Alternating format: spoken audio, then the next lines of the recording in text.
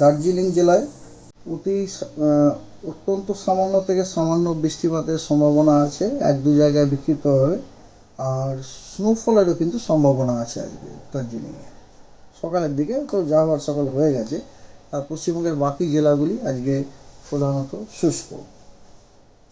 পশ্চিমবঙ্গের মেনলি উত্তরবঙ্গের কয়েকটি জেলায় অতি হালকা থেকে হালকা বৃষ্টি দু এক জায়গায় বিক্ষিপ্ত হওয়ার সম্ভাবনা আছে। সেগুলি হলো দার্জিলিং, কালিম্পং, উত্তর দিনাজপুর এবং দক্ষিণ দিনাজপুর, এবং তার সাথে দার্জিলিংয়ে স্নোফল হওয়ারও কিন্তু সম্ভাবনা আছে। ঠিক আছে।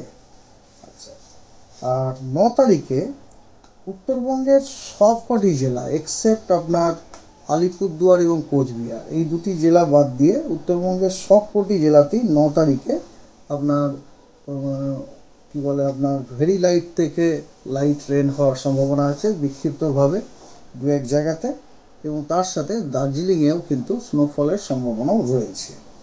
আর দক্ষিণবঙ্গেও 9 তারিখে আপনার সবকটা ওয়েস্টার্ন ডিস্ট্রিক্ট এবং তার সাথে নদিয়া, মুর্শিদাবাদ এবং ইস্ট বর্ধমান, এই জেলাগুলিতেও কিন্তু হালকা থেকে অতি হালকা বৃষ্টিপাতের সম্ভাবনা আছে বিক্ষিপ্তভাবে দু এক জায়গাতে। আর দক্ষিণবঙ্গের বাকি জেলাগুলি কয়েকটি জেলা মাত্র, ওই জেলাগুলিতে প্রধানত শুষ্ক আবহাওয়া। আর 10 তারিখে কেবলমাত্র দার্জিলিংয়েই আপনার ভেরি লাইট থেকে লাইট রেনফল হওয়ার সম্ভাবনা আছে বিক্ষিপ্তভাবে দু এক জায়গাতে।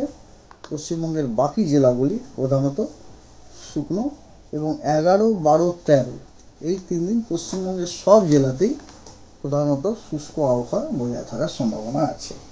ওইভাবে ডেন্স ফগ, মানে যেখানে ভিজিবিলিটি আপনার 200 মিটারের নিচে নেমে যাবে আর কি, উত্তর দিনাজপুর এবং কোচবিহারে সকালের দিকে ডেন্স ফগের সতর্কতা ছিল।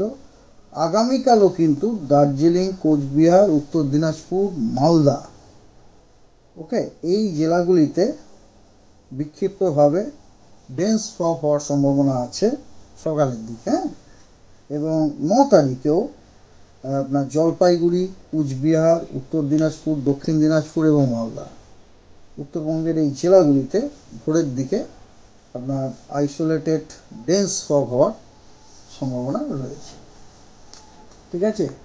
তো এই হচ্ছে আপনার সারা সপ্তাহে রাজ্যের ওয়েদার ফোরকাস্টও দেওয়া আছে। তাতেও মোটামুটি এই সপ্তাহে কলকাতাতে যেরকম, কলকাতাতে মিনিমাম টেম্পারেচার ফোরকাস্ট আছে আগামী 7 দিনে, আজ থেকে শুরু করে 15 থেকে 7, আমরা শেষের দিকে ওটা 15ই হয়ে যাবে। মানে আজকে 15 আছে, মাঝখানে একটু বাড়বে, শেষের দিকে আবার ওটা 15 হয়ে যাওয়ার আছে। দমদমে 14 থেকে 16, ওই একই ব্যাপার, 14 মাঝখানে আপনার একটু বেড়ে যাবে, পরে ওটা নেমে আবার 14তে এসে যাবে।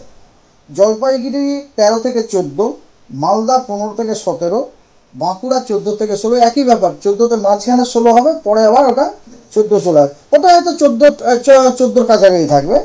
আর আপনার ডায়মন্ড হারবার 16 থেকে 18, এখন আজকে হয়তো 16 আছে, মাঝখানে ওই দুটো দিন আমি বললাম, 2-3টে দিন, ওই 2-3 দিন একটুখানি হয়তো বেড়ে গিয়ে স্টেবল হয়ে যাবে, তারপরে ফলটা 11 তারিখ থেকে আবার সেটা 16 থাকে।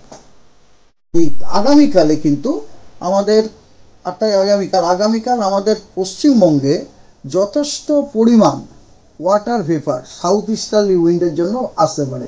As a result of which আগামীকাল কিন্তু আমাদের পশ্চিমবঙ্গে মিনিমাম টেম্পারেচারটা ফল নয়, হয়তো বেড়ে যেতে পারে।